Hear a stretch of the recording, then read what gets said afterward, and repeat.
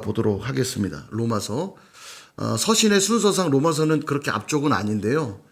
대략 한 중간 정도 위치는 하지만 로마서는 이 조직신학적으로 상당히 중요한 책이라 할 수 있습니다. 그래서 로마서 오늘 보고요. 이후 서신서들은 시간의 흐름에 따라 보도록 하겠습니다. 자, 로마서를 보시면 로마서의 주제는 하나님의 의라고 그렇게 말할 수 있습니다. 하나님의 의. 로마서는 당연히 로마에 있는 교회를 향해 쓴 서신입니다. 바울이 썼고요. 보면은 바울 서신의 특징은요. 앞에는 항상 교리를 설명하고 뒤는 실천을 이야기합니다. 이게 바울 서신의 특징들이에요. 그래서 로마서는 1장부터 11장까지 이만큼이 교리, 그 다음에 12장부터 끝까지가 실천입니다. 이렇게 교리와 실천을 그러니까 암과 행함을 늘 강조했어요. 우리도 동일해요. 성경 말씀을 배워야 되고요. 그 지식들을 우리가 배우고 습득한 다음에 삶으로 살아내는 실천하는 것들이 필요합니다. 그래서 오늘도 우리가 공부하는 겁니다. 자, 근데 이제 로마서의 재미난 부분이 뭐냐면 이게 제가 조직신학적이라고 그랬잖아요. 조직신학의 큰 맥락이 로마서 안에 담겨 있는데 요거를 정리하고 읽으면 로마서가 재밌습니다. 요걸 꼭 정리를 하셔야 돼요. 제가 정리를 시켜드릴게요. 자, 보시면 자, 제가 아까 말씀드린 대로 1장부터 11장까지는 교리라고 말씀드렸죠. 이 교리 파트를 좀 볼게요. 자, 크게 네 덩어리로 나눌 수 있습니다. 죄, 구원, 성화, 주권 이렇게. 자, 죄.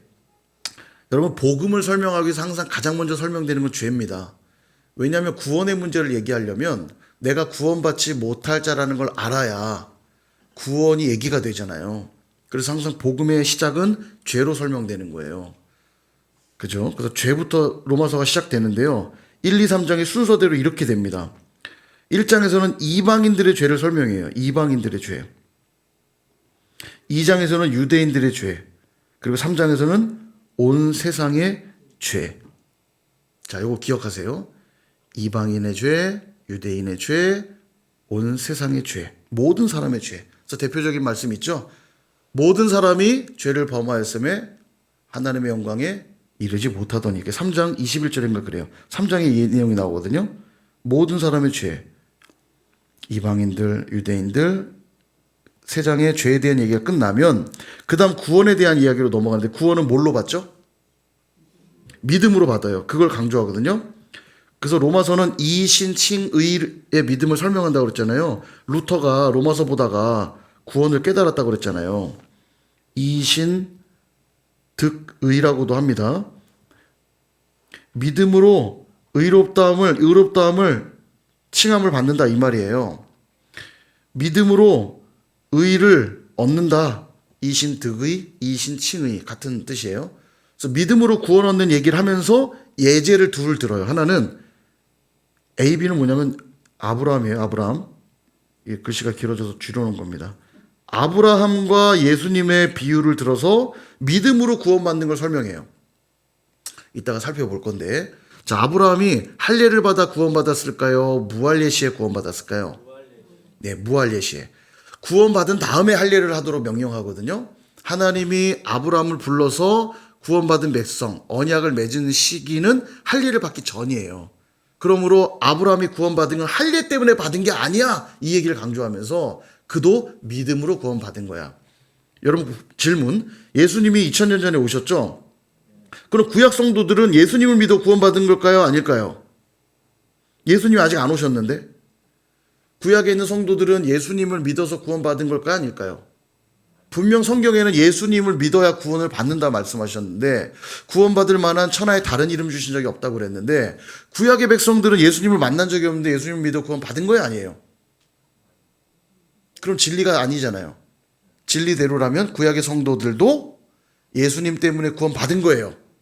그럼 무슨 소리냐? 구약 성도들은 오실 메시아를 바라보며 구원받은 것이고요. 신약의 성도들은 오신 그리스도로 인하여 구원받은 거예요. 이해되시죠? 그러니까 아브라함도 믿음으로 구원받았다는 건 오실 메시아를 바라보는 그 믿음 때문에 구원받았다고 정리할 수 있어요. 그걸 강조하는 거예요. 자, 그 다음 아담과 예수님을 비교하면서 믿음으로 구원받는 게 어떤 것인지도 설명해요. 그래서 4장과 5장에서는 구원에 대한 설명. 구원은 뭘로 받는다? 믿음으로 받는다. 그거를 5장까지 설명하는 거예요. 그 다음에 6장부터는 성화. 자, 그러니까 여 앞에 구원이라고 말한 부분은 칭의에 대한 부분이라 할 수 있겠죠. 구원은 크게 두 가지로 나눌 수 있습니다. 칭의 구원, 성화 구원 이렇게 말할 수 있어요. 굳이 구분한다면. 칭의라는 건 뭐냐면 법정 용어인데 의롭게 여김받다 이 말이 칭의예요.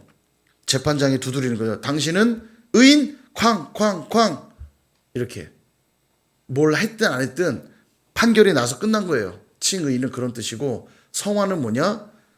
거룩해져 가다. 성스럽다 할 때 성자고 되다 화자예요. 그러니까 거룩할 성자에 될 화자니까 거룩하게 되다 이런 뜻이에요. 성화는. 근데 성화에 대해서 오해하시면 안 돼요. 내가 칭의로 그저 믿음으로 구원을 받았으니 이제는 내 열심으로 구원을 이루어야 돼가 아니에요.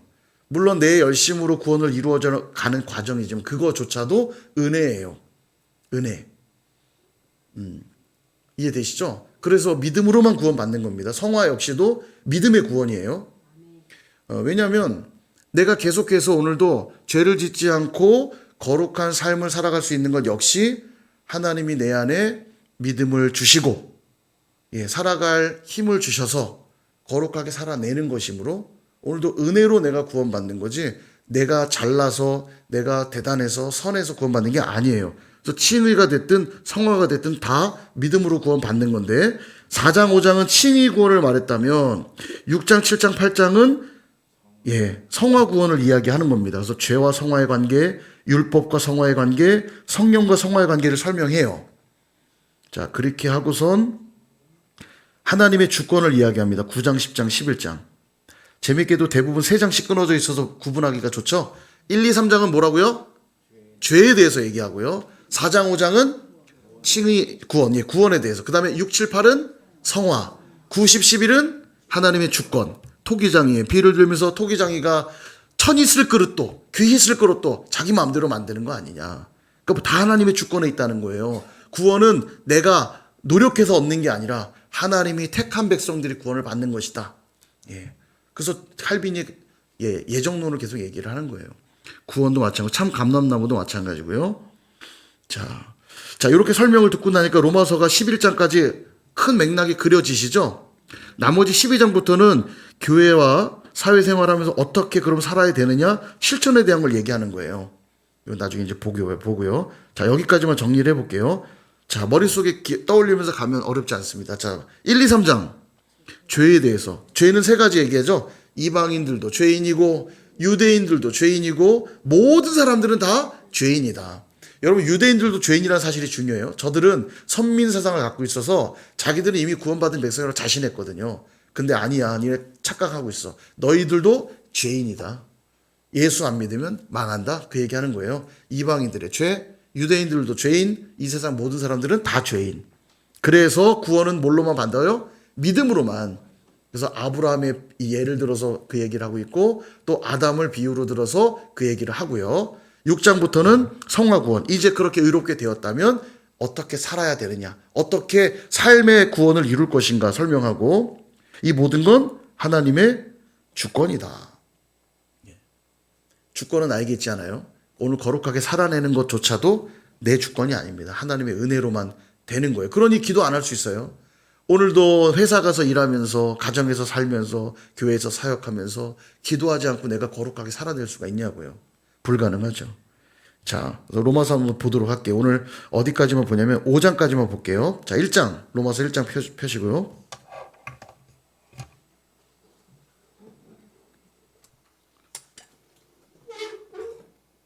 로마서 1장. 자, 로마서 1장에 보면 1장 1절 예수 그리스도의 종 바울은 사도로 부르심을 받아 하나님의 복음을 위해 택정함을 입었으니 바울이 기록한 것을 밝히고 있죠. 자, 쭉 집에서 자세히 읽어보시고요. 좀 필요한 것만 체크를 해드릴게요. 16절 17절 너무 중요한 핵심 구절입니다. 로마서에. 자, 한번 읽어볼까요? 시작. 내가 복음을 부끄러워하지 아니하노니 이 복음은 모든 믿는 자에게 구원을 주시는 하나님의 능력이 됨이라. 먼저는 유대인에게요 그리고 헬라인에게로다. 복음에는 하나님의 의가 나타나서 믿음으로 믿음에 이르게 하나니 기록된 바 오직 의인은 믿음으로 말미암아 살리라 함과 같으니라. 아멘. 아멘. 자, 17절에 보면요. 믿음으로 믿음에 이르게 한대요. 이 표현이 아주 재밌습니다. 믿음으로 믿음에 이르게 한다. 믿음이 두 개가 있는 것처럼 보여지죠. 자, 보세요. 하나님이 우리에게 믿음을 선물로 주세요. 이거는 나의 의지와 상관없이 하나님이 주셔야만 믿음이 생겨요. 하나님이 하나님인 걸 우리가 어떻게 알겠어요? 그러니까 하나님이 하나님이신 걸 우리에게 계시해 주시고 하나님이 살아계신 것을 내 안에 확신이 생기면 그게 하나님이 선물로 주신 믿음이에요. 그죠? 그래서 우리는 영어에서도 하나님을 믿는 때 I believe in God 이러거든요. believe란 단어를 써요. 신이 사람에게 준 믿음을 설명할 때 그렇습니다. 이건 내가 하나님은 있다고 난 믿을 거야 한다고 믿어지는 게 아니잖아요. 하나님이 내게 살아있다는 믿음을 주셔야 믿어져요. 그죠? 제가 늘 비유를 들지만 부모님이 나의 부모님이라는 거 유전자 감식하지 않고 여러 가지 직접 내가 비디오 찍은 거 빨리 갖고 와보세요. 이런 거 확인하지 않아도 의심하지 않고 사는 이유는 부모가 나에게 부모란 믿음을 주셨기 때문이에요. 그죠? 그분이 나를 위해 늘 희생하고 뭐 닮은 구석도 있어서 믿을 수도 있지만 그분이 내게 보여준 그런 희생과 헌신과 이런 모습 보면 의심치 않아요. 이게 부모가 나에게 준 믿음의 선물이라면 하나님도 우리에게 그런 믿음을 주신다고요. 그러나 그 다음 내가 그 부모됨을 의심하지 않고 열심히 믿는 믿음은 그건 나의 믿음이에요. 맞죠? 그러니까 믿음은 하나긴 하나인데 출처가 어디냐에 따라 두 개인 것처럼 보일 수 있어요. 그래서 우리는 이 믿음을 영어로 하면 faith라고 그럽니다. faith. 그래서 베드로에게 너희 믿음이 왜 이렇게 작냐? 왜 이렇게 little faith? 너희 믿음이 왜 이렇게 작아? 왜 그러니까 물에 빠지지? 믿음이 크다 작다 말하는 이 믿음은 내 안에 있는 믿음이에요. 그러니까 내가 많이 믿고 적게 믿고에 따라 하나님이 살아계셨다가 죽었다가 하지 않잖아요. 하나님은 내가 믿든지 안 믿든지 그냥 살아계신 하나님이잖아요. 이것이 바로 하나님이 내게 준 믿음인데 그 믿음은 믿음에 이르게 한대요. 하나님이 내게 그 믿음 주시고 나니까 그래 하나님은 살아계시지 이걸 믿는 믿음의 크기는 내 안에서 나오는 거죠. 내가 그 살아계신 하나님을 이만큼 믿을 수도 있고 내가 그 살아계신 아닌 것 같기도 하고 부모가 아닌 것 같기도 하고 다리 밑에 주워온 것 같기도 하고 날 대하는 거 보니까 잘 모르겠고 이건 내 영역이라고요. 이건요. 그죠? 자, 그래서 우리가 하나님이 내게 주신 그 믿음을 온전히 붙들 때 히브리서 16장은 말하죠. 그가 계신 것과 자기를 찾는 이들에게 상 주시는 줄 믿으면 하나님 어떻게 할 수 있다? 기쁘시게 할 수 있다. 믿음이 없이는 하나님을 기쁘시게 못하나니. 그러니까 우리가 하나님을 기쁘시게 하는 건 믿음이에요. 하나님을 크게 믿으면 크게 믿을수록 하나님은 더 많이 기뻐하신다. 아멘. 예, 근데 어쨌든 이 말씀 보다가 루터가 깨달았어요. 아, 구원은 믿음으로 받는 것이구나. 내가 아무리 선을 행하고 내가 아무리 고행을 해도 내 죄 문제 해결할 수가 없고 내가 구원에 이를 수가 없구나. 이걸 깨달은 거예요. 이 말씀 읽고. 자, 그 다음에 이제 18절부터 이방인들의 죄에 대해서 막 얘기를 합니다. 이때 20절을 보세요. 창세로부터 20절 동그라미 창세로부터 그의 보이지 아니하는 것들 곧 그의 영원하신 능력과 신성이 그가 만드신 만물에 분명히 보여 알려졌나니 그러므로 그들이 핑계하지 못할지니라. 이 땅의 모든 사람들은 하나님을 알 수 있다는 얘기예요? 없다는 얘기예요? 하나님을 알 수 있다는 얘기입니다. 모든 만물에 하나님의 능력과 신성이 다 담겨 있기 때문에 모든 사람이 알 수 있는데 안타깝게도 사람이 너무 우둔하여지고 그 안에 죄로 인해서 하나님을 깨닫지 못하다 보니까 보세요 여러분. 높이 떠오르는 태양을 보면서 하나님의 위대함을 발견할 수 있죠. 늘 동쪽에서 해를 띄우시는 하나님을 보면서 하나님의 그 신실하심을 깨달을 수 있고 봄이 되면 꽃을 피우시고 가을 되면 열매 맺게 하시고 수확하게 하시며 하나님의 그 신실하심과 채우심과 우리는 예수를 믿기 때문에 이걸 아니까 자연 만물을 보면서 하나님을 만나잖아요. 자연에 나가서 아름다운 자연 보면 막 주 하나님 막 찬양이 절로 나오고 그죠? 근데 하나님을 모르는 이들은 분명히 하나님이 자연 만물에 그 신성이 들어있는데도 깨닫지 못하니까 뭔 짓을 하냐면 태양을 숭배하죠. 하나님의 그 영원한 능력과 신성을 깨닫지 못하니까 태양이 신인 줄 알고 태양을 숭배하고 곰이랑 사자의 그 엄청난 동물의 그 무서움을 보면서 하나님의 위대함을 발견하기보단 그 동물을 숭배하고 이걸 토테미즘. 예, 태양이나 신을 숭배하는 거 샤머니즘. 자연을 숭배하는 거예요. 하나님을 섬겨야 되는데 이게 뭐다? 이게 죄라는 거예요. 하나님을 알아야 되는데 그분을 알지 못하고 우상숭배를 하고 있는 그들은 다 죄인이다. 그러니까 뭔 짓을 하냐? 23절. 썩어지지 아니하는 하나님의 영광을 썩어질 사람과 새와 짐승과 기어다니는 동물의 모양의 우상으로 바꾸었느니라. 이게 죄라는 거예요.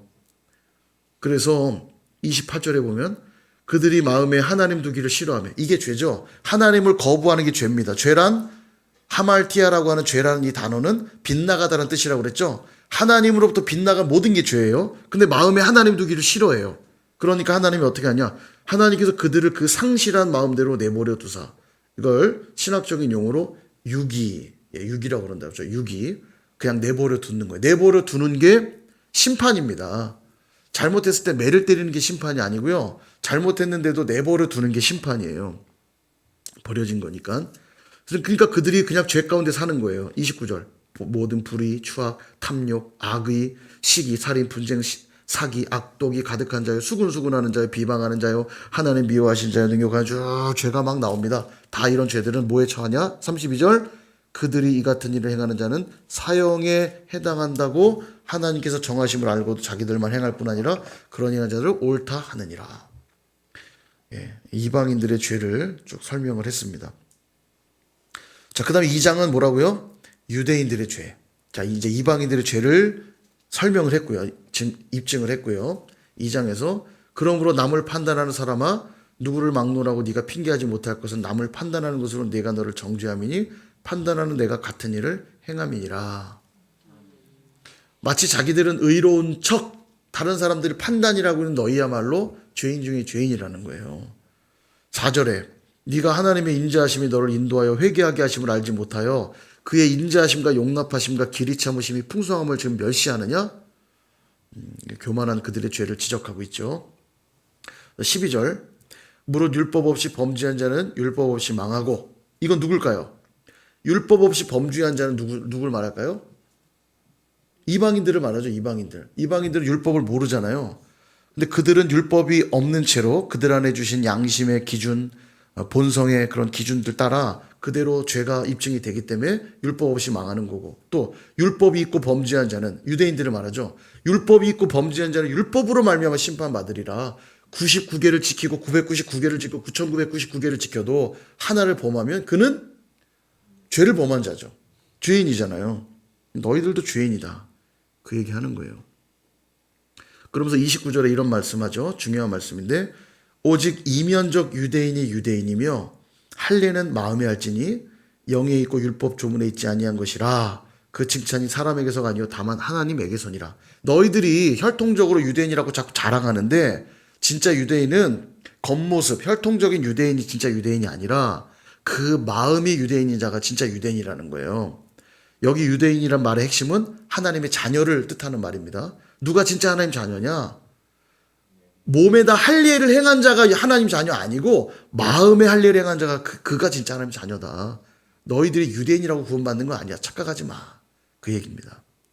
유대인으로 태어났다고 구원받는 게 아니야. 그 얘기입니다. 자, 유대인의 죄도 지적했죠. 이제 3장. 3장은 이제 온 세상의 죄를 말합니다. 자, 볼까요? 9절. 그러면 어떠하냐? 우리는 나으냐? 결코 아니라. 유대인이나 헬라인이나 다 죄 아래 있다고 우리가 이미 선언하였느니라.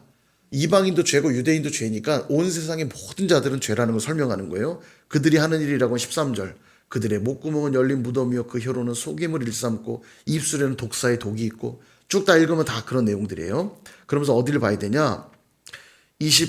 아까 23절이었군요. 제가 암송했던 말씀. 우리 23절 한번 읽어볼까요? 시작.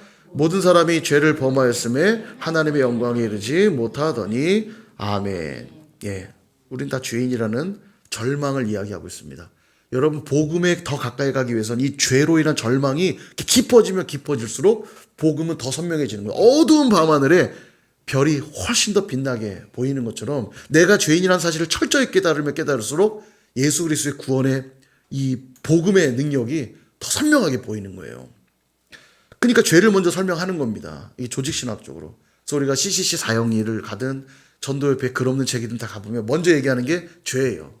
죄. 죄 때문에 하나님의 영광에 이를 수 없다. 하나님이 우리에게 약속한 것들 누릴 수 없다. 넌 끝장이야.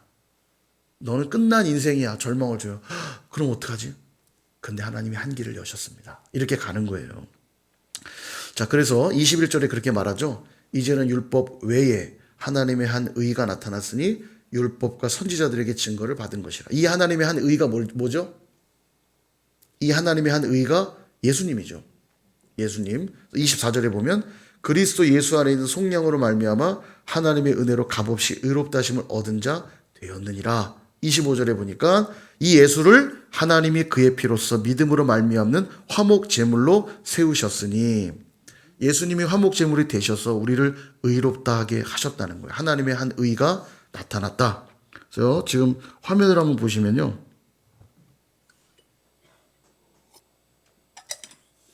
자, 요 그림. 자, 보시면 하나님이 계시죠.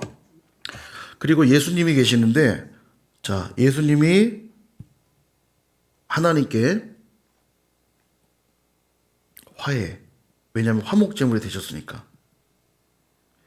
자, 화목제물이 되셔서 하나님의 죄로 인해 갈라진 관계 화해하게 하시니까 하나님이 성도를 향해 칭의, 의롭다 여겨주셨어요. 그리고 예수님과 성도는 구속, 예수님이 성도를 구속하셨죠. 그래서 하나님과 화해케 하심으로 칭의, 의롭다 여김 받는 이 메커니즘을 뭐라고 부르냐면 하나님의 의. 옆에 이거 그려놓으셔도 좋을 것 같아요. 이걸 하나님의 의의 메커니즘인 겁니다. 예수님이 화목제물이 되셔서 성도와 하나님의 관계를 화해케 하셨고 화목하게 하셨고, 그래서 하나님은 성도를 의롭다 여겨주셨다. 칭의. 그 얘기를 지금 여기 3장 요 끝부분에서 하고 있는 겁니다. 여기서 하나 더 봐야 될 게 있는데 20절에 보면 율법에 대한 이야기. 로마서는 율법에 대한 얘기도 많이 하거든요. 왜냐하면 유대인들이 생각할 때 율법은 되게 중요한데 예수님으로 구원 얻는다고 하니까 도대체 그 율법은 뭐냐 궁금해지죠. 그래서 20절에 보니까 율법의 행위로 그의 앞에 의롭다 하심을 얻을 육체가 없다. 율법으로는 죄를 깨닫는 것이다. 율법의 기능이 뭔지 로마서는 여러 개로 설명하는데요. 크게 정리하면 이렇게 세 가지로 정리할 수 있습니다. 세 가지로 정리할 수 있는데, 하나는 초등교사라는 표현들이 성경에 나오거든요. 갈라디아서나 히브리서에서. 율법의 첫 번째 기능은 이거부터 할게요. 정죄. 이게 1번입니다. 정죄. 방금 보셨다시피 율법으로는 죄를 깨달음이라. 율법이 있기 때문에 무엇가 죄인지를 알 수 있는 거죠. 죄를 깨닫게 하는 게 율법의 기능이에요. 그러니까 하나님 말씀을 우리가 제대로 읽으면 죄를 깨닫게 돼요. 또 율법의 두 번째 기능은 뭐냐? 2번 초등교사라고 얘기하는데 그리스도께 인도하는 겁니다. 죄를 깨닫고 나니까 어찌할꼬 나 망한 인생이구나. 죄의 삭은 사망이라 하셨는데 난 죽었구나. 나는 끝났구나. 그랬을 때 율법은 우리를 어디로 데려가요? 우리를 유일하게 구원해 주실 수 있는 예수 그리스도께 인도해 가는 거예요. 초등교사 역할을 한다는 겁니다. 죄를 깨닫게 되고 그 다음 그리스도께 인도하는 역할을 하며, 마지막 세 번째, 그렇게 하나님의 사람이 된 자들에게 가르치고 권고하는 기능이 있어요. 그래서 율법을 보면서 내가 어떻게 살아야 될지가 기록되어 있죠. 이 세 가지가 율법의 기능입니다. 그러니까 말씀을 우리가 제대로 읽으면 이 세 가지가 다 나타나요. 하나님의 말씀을 깊이 제대로 묵상하고 읽으면 죄를 깨닫게 되고요. 그래서 주님을 만나게 되고요. 내 힘으로는 죄 문제 해결할 수 없다는 걸 고백하지 않을 수 없기 때문에 예수 그리스도께 나아가게 되고, 그래서 이제는 하나님의 사람으로 온전케 하며 선한 일을 행할 능력을 갖추게 하려 함이라. 디모데후서 3장 17절 말씀이잖아요. 우리로 하여금 가르치고 권고하신다. 이게 율법의 기능이라는 것. 이후에 더 계속 나올 때 좀 설명을 드릴게요. 자, 그리하여 27절도 볼게요. 27절. 그런즉 자랑할 때가 어디냐? 있을 수 없느니라. 예수님으로 인하여 구원받았기 때문에 자랑할 수 없다는 거예요. 무슨 법으로 구원받았느냐? 믿음의 법으로니라. 믿음의 법. 동그라미. 율법을 잘 지켜 구원받을 영혼이 없고 우리가 구원받는 길 오직 하나. 이 믿음의 법으로 구원받는 거예요. 누구를 믿어요? 예수 그리스도를 믿음으로 구원을 얻는 것이다. 그러므로 28절, 사람의 의롭다 하심을 얻는 것은 율법의 행위에 있지 않고 믿음으로 되는 줄 우리가 인정하노라. 아멘. 정확히 얘기하죠. 조직신학적으로 로마서가 아주 잘 정리해주고 있어요. 내가 선한 일을 행해서 구원받을 수 있는 자가 없어요. 아무리 선한 일을 행해 보십시오. 죄가 없는지. 우리 힘으로는 구원받을 수가 없어요. 믿음으로만 된다. 자, 그래서 오늘 죄 짓고 내가 죽어도 구원받을 수 있어요, 없어요? 있어요? 왜죠? 예, 믿음의 법으로 구원받는 것이기 때문이에요. 그래서 박영서 목사님 쓴 표현을 굳이 빈다면 매를 맞아도 천국 가서 매 맞는 거죠. 예끼놈. 매를 맞아도 천국 가서 구원받은 백성이니까. 예, 비유를 든다면 그렇다는 거예요. 회개를 못해서 딱 돌 맞고 좀 전에 죄를 졌는데 돌 맞고 회개 못했는데 하고 죽었다고 지옥 가고 회개 그것도 자기 의잖아요. 회개했으니까 구원받고 회개 안 했으니까 구원 안 받으면 회개하는 행위가 구원받게 하는 거니까 행위 구원 아니에요? 그렇지 않다. 믿음으로 구원받는다. 그죠? 맞습니까? 믿으십니까? 믿으시길 축복합니다. 예, 여기까지 할게요. 예, 오늘 여기까지 할 텐데 마지막 31절 그런즉 우리가 믿음으로 말미암아 율법을 파기하느냐 그럴 수 없느니라 도리어 율법을 굳게 세우느니라. 율법에 있지 않고 믿음의 법에 있다 하니 그럼 율법 필요 없네요? 그렇지 않다. 아까 율법의 기능 이미 봤죠? 율법을 통해 우리 죄를 깨닫게 되고 율법을 통해 그리스도를 만나게 되고 율법을 통해 하나님의 선한 사람들로 살아갈 수 있게 되니 도리어 율법을 굳게 세운다. 예수님이 오셔서 나는 율법을 폐하러 온 것이 아니요 율법을 완전케 하려 왔다. 예수님은 율법을 완성하러 오신 분이에요. 그러니까 예수님을 믿으면 우린 율법을 완전케 하는 겁니다. 예수님으로만 지켜낼 수 있는 거예요. 율법은 나의 열심과 나의 노력으로 지켜내는 게 아닌 거죠. 자, 오늘 여기까지 하도록 하겠습니다. 숙제는 1장부터 3장까지 정독을 한번 해보시고요. 지금 이 내용을 기억하면서 읽으면 아주 고소한 느낌이 날 겁니다. 제 느낌이라 여러분 어떨지 모르겠는데 줄기를 잡고 책을 읽으면 재밌어요. 이방인의 죄를 생각하고 읽고 유대인의 죄를 생각하고 읽고 온 세상의 죄를 생각해서 어떻게 그 죄 가운데서 구원으로 믿음의 법으로 된다 하면서 4장과 5장은 그걸 설명하는 내용인 거예요. 아브라함을 소환하고 아담을 소환해서 믿음으로 구원받는 원리를 설명하는 겁니다. 재밌습니다. 제가 좀 논리적인 걸 좋아해서 제가 좋은지 모르겠는데 재밌어요. 하여간 다음 시간에 또 보도록 하겠습니다.